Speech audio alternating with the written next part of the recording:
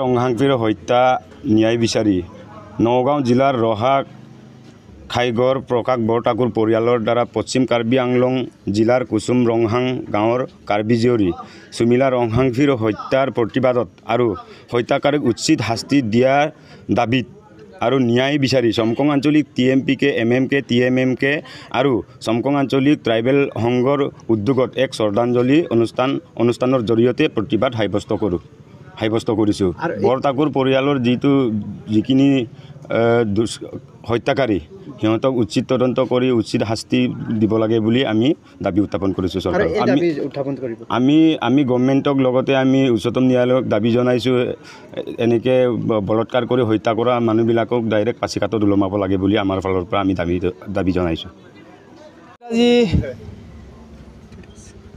30/4/2021 তাৰিখে চমকং আঞ্চলিক টাকা মিচিং পইংকাবাঙৰ উদ্যোগত সুমিলা ৰংহাংপিৰ দৰ্শন আৰু হত্যাক আমি ন্যায় তদন্তৰ কাৰণে আমি আজিৰ তাৰিখত মৌন প্ৰাৰ্থনা আমি অনুষ্ঠিত কৰিছোঁ। আৰু যিসকল হত্যাকাৰীয়ে আমাৰ যিটো আইনী কাটত তেখেতসকলে পাচিঘাটত উমলিব লাগে বুলি অনুৰোধ জনাইছোঁ। আৰু তেখেতসকলে কোনো পধ্যেই বাচিব নালাগে, যিহেতুকে আমি ভৱিষ্যত প্ৰজন্মসকলক আমি সুৰক্ষিত থাকিব লাগিব। সেয়েহে আমি যিসকল হত্যাকাৰী আছিল তেখেতসকলক পাচিঘাটত উমলিবলৈ অনুৰোধ জনাই আমি গভৰ্ণমেণ্টক অনুৰোধ জনাইছোঁ, তেখেতসকল কোনো পধ্যেই বাচিব নালাগে বুলি আজি তাৰিখৰ আমি সুমিলা ৰংহাংপিৰ আত্মাই যিহতেই থাকক তেখেতে শান্তিৰে থাকক বুলি আমি মৌন প্ৰাৰ্থনা চমকং আঞ্চলিক টাকা মিচিং পইংকাবাং তৰফৰ পৰা আজি তাৰিখত অনুষ্ঠিত কৰিছে। ধন্যবাদ।